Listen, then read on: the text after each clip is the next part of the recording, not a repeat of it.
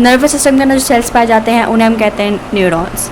Each neurons is specialized to generate and conduct neuronal signal और nerve impulse. अच्छा, अब एक जो न्यूरॉन होता है वो या तो कंडक्ट करता है यानी कि रिसीव करता है, या फिर जनरेट करता है यानी कि खुद मतलब प्रोड्यूस करता है जो सिग्नल्स, उन्हें हम कहते हैं नर्व इम्पल्स या फिर न्यूरोनल सिग्नल।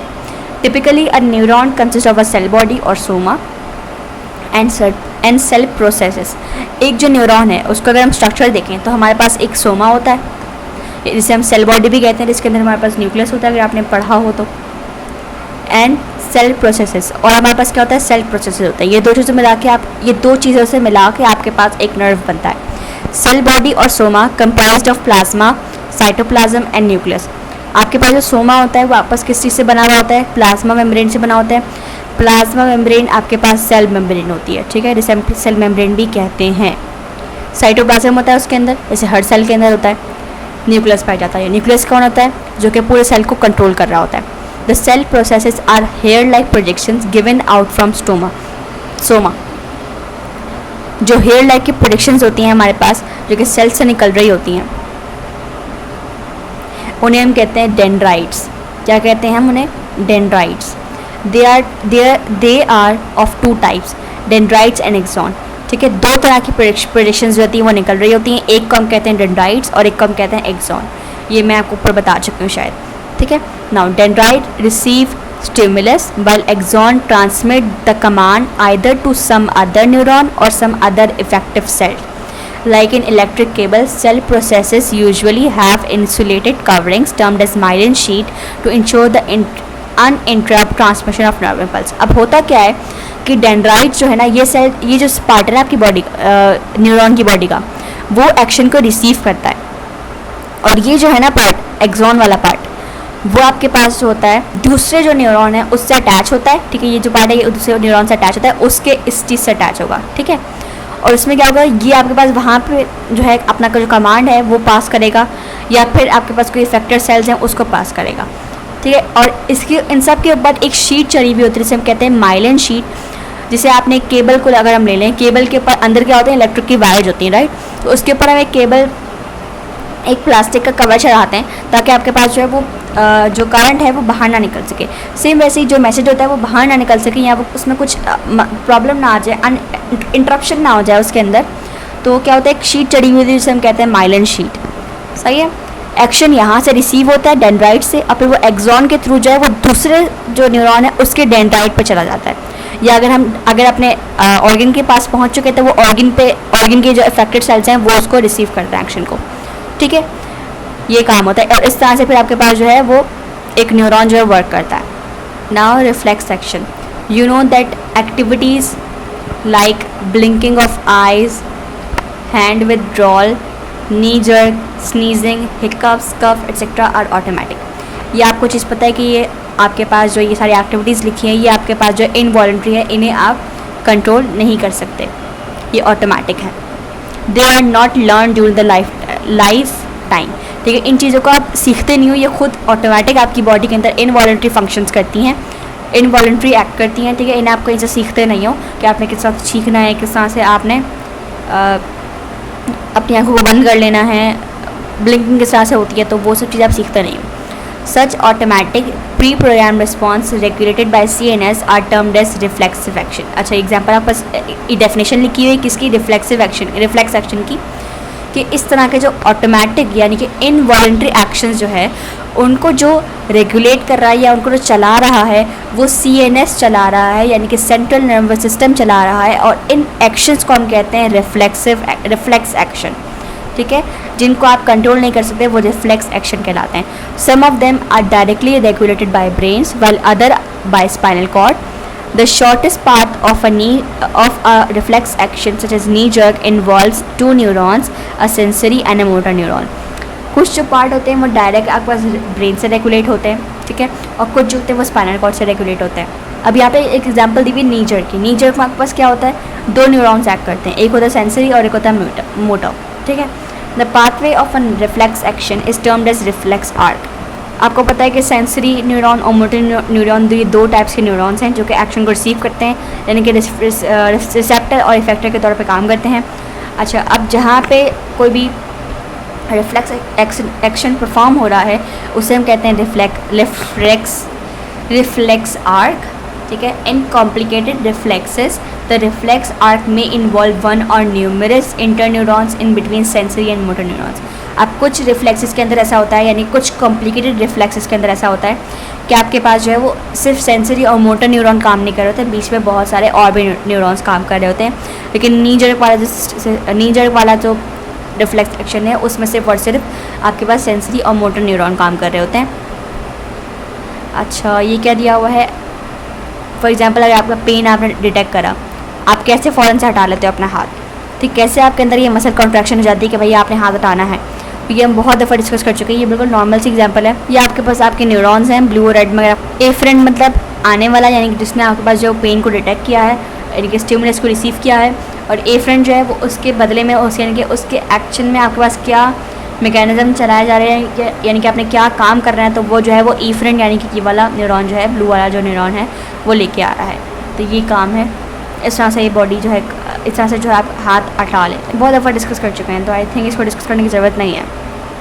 बस दो चीज़ें बतानी थी जो मैंने आपको बता दी, ए फ्रेंड और ई फ्रेंड, जिन्हें हम सेंसरी और मोटर न्यूरॉन भी कह सकते हैं। तो सब बातें एक ही हैं, बस एक ही लफ्ज़ होता है, उसको बहुत सारे अल्फाजों में लोग बयान कर दिया है इस बुक के अंदर, तो प्लीज़ कंफ्यूज मत हो जाइएगा। Experiment contraction of Shin muscle, leg muscle of frog using battery. अच्छा, अभी छोटा सा एक्सपेरिमेंट है, ठीक है। उसके अंदर इन्होंने क्या किया है कि आपके पास जो है फ्रॉग जो होता है उसके पास लेग्स लिए हैं, ठीक है। उसके अंदर उन्होंने एक मशीन लगाई है और उस मशीन के थ्रू उन्होंने मसल कॉन्ट्रैक्शन करवाई है, बस ये काम है। Now receptors of the human body, ठीक है, कि अब ह्यूमन बॉडी के अंदर क्या क्या रिसेप्टर्स होते हैं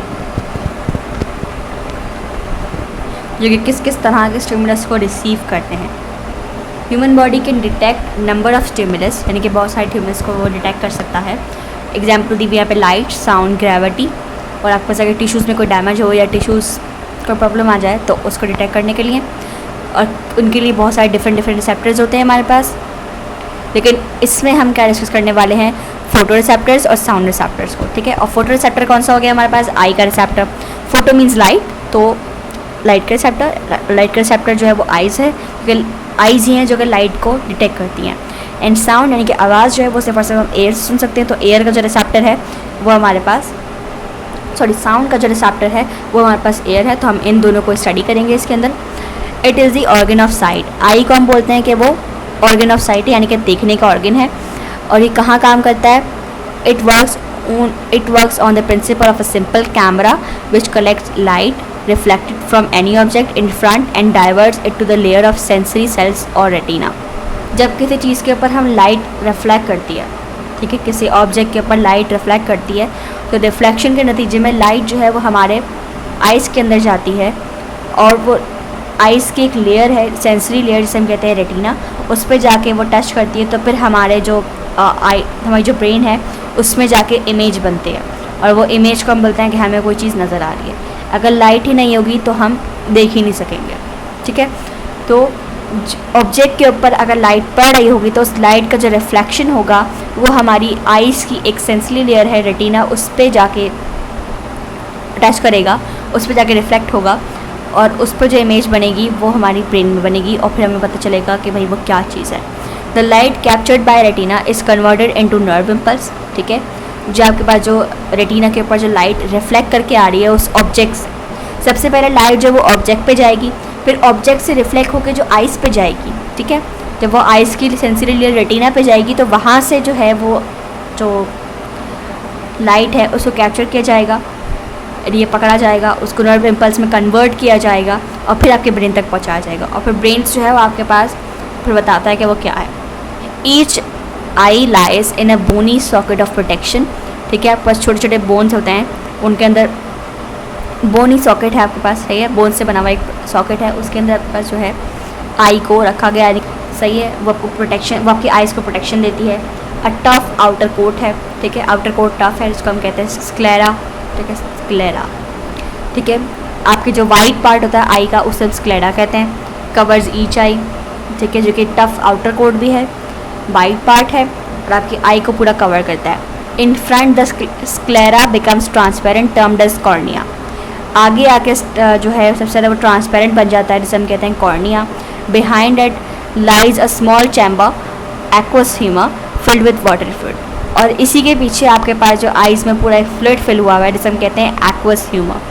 eight its back lies coloured part और iris with a central hole called pupil. अब इसी के पीछे यानी कि एक्वस ह्यूमर के पीछे हमारे पास एक कलर्ड पार्ट होता है जिसका नाम होता है एरिस, ठीक है, जो कि आपके पास एक छोटा सा होल यानी कि उसके अंदर एक छोटा सा होल होता है, सेंट्रल होल, जिसके अंदर आपके पास पीपल होता है, ठीक है। एरिस के अंदर एक छोटा सा होल है जिसे हम कहते हैं people.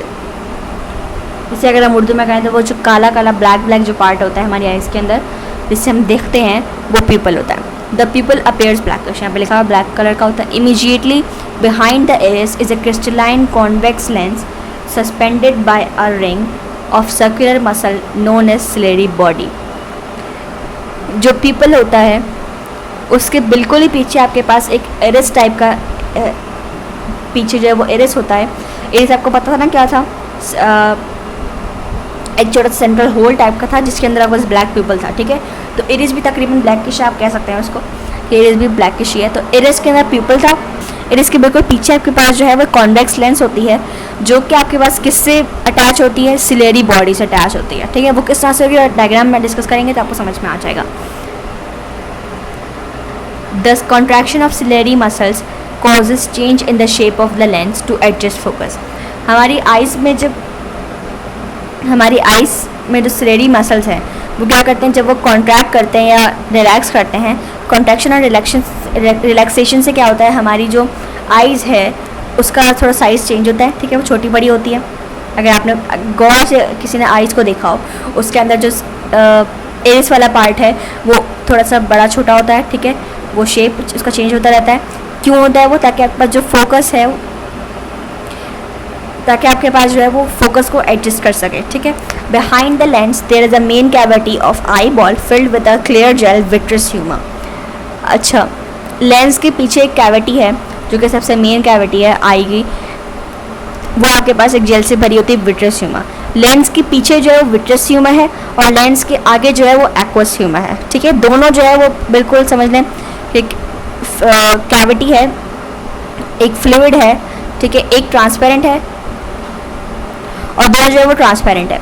The inner most layer of I is retina on which the image is form by cornea and lens, ठीक है। मैं बता था कि इमेज कहाँ बनती है, रेटिना पे बनती है, यानी कि जो ऑब्जेक्ट पर जब लाइट पड़ती है तो वो लाइट जो है वो रेटिना पे रिफ्लेक्ट करती है और वहाँ से फिर जो है वो नर्व में कन्वर्ट होकर आपके ब्रेन तक मैसेज जाता है कि भाई ये इमेज आई है, अब इसको आप कन्वर्ट हमने कर दिया, अब आप बता दो क्या है। तो ये होता है।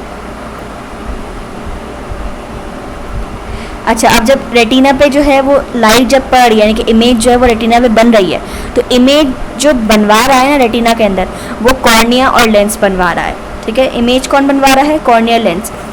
रेटिना क्या है, एक सेंसरी लेयर है जहाँ पे आपके पास लाइट रिफ्लेक्ट होकर आ रही है, यानी कि जहाँ पे इमेज बन रही है। अब इमेज बना कौन रहा है, वो कॉर्निया लेंस बना रहा है।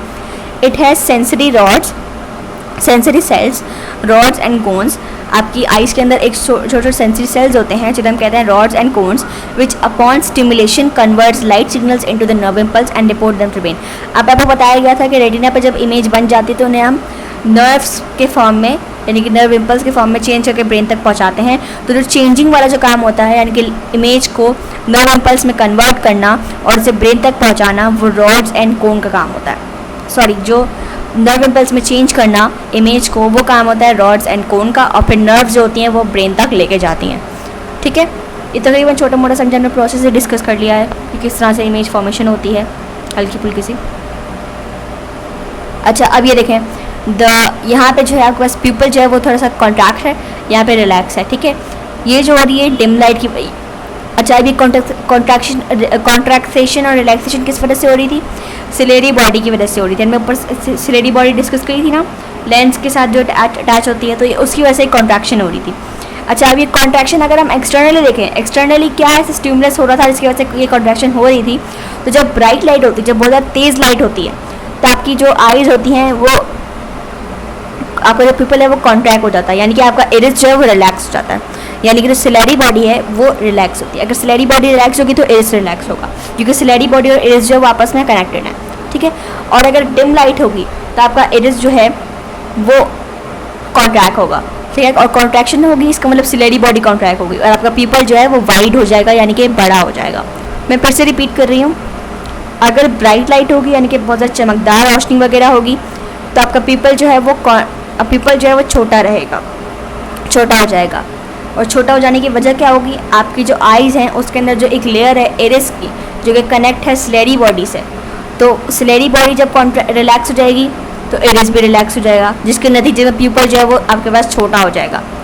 और डिम लाइट जब होगी तो पीपल जो है वो बड़ा दिखेगा, क्योंकि आपके पास जो इरिस है वो कॉन्ट्रैक्ट हो जाता है। और इरिस कॉन्ट्रैक्शन का मतलब जो है वो सिलेरी बॉडी कॉन्ट्रैक्ट हो रही है। ये दोनों जब कॉन्ट्रैक्ट होंगे तो पीपल जो है वो वाइड हो जाएगा, ठीक है। और डिम लाइट में सब काम होता है। अब ये एक एग्जाम्पल, ये एक डायग्राम है ह्यूमन आई की जो कि बनाई हुई, जो कि बहुत ज़्यादा इंपॉर्टेंट है, तो आपको ये सब बनानी आनी चाहिए। इसकी आप लोग प्रैक्टिस ज़रूर कीजिएगा। ये वही सब चीज़ें जो हमने पढ़ा था। ये आपके पास आ गया सिलेरी बॉडी, क्योंकि जिससे जो है वो इरिस अटैच है, सही है। इरिस हमारे पास ये रहा, ये सिलेरी बॉडी दिख रही है आपको, ये इससे अटैच है, ठीक है। दिस इज कॉर्निया, ये लेंस आ गया आपका, ये आपके पास इरिस आ गया, ये बीच में इरिस है, ठीक है। ये सिलेरी बॉडी है, ये एंगल है, दिस इज एक्वस ह्यूमर पढ़ा था हमने। और पीछे जो होगा वो विट्रस ह्यूमर होगा। विट्रस ह्यूमर से अभी दिखाया हुआ नहीं क्योंकि ये आइज़ का पीछे वाला हिस्सा नहीं है अभी यहाँ पे। ये स्क्लेरा है, दिस इज ऑप्टिक नर्व, और ये रेटिना है। मैं अगर बना कर दिखाऊँ, एक मिनट,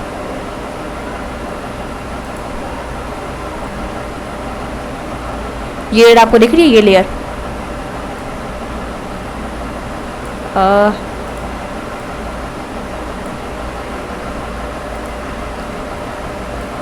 ये लेयर जो है, ठीक है, ये आपके पास क्या है, रेटिना। इधर इमेज फॉर्म होती है आपकी। अब इमेज फॉर्म होकर in the form of nerve, यहाँ पे रेड कोन्स एंड रॉड्स के जरिए आप इमेज बन के ऑप्टिक नर्व के थ्रू आपकी बॉडी तक जाती है, और ये ऑप्टिक डिस्क है, सही है।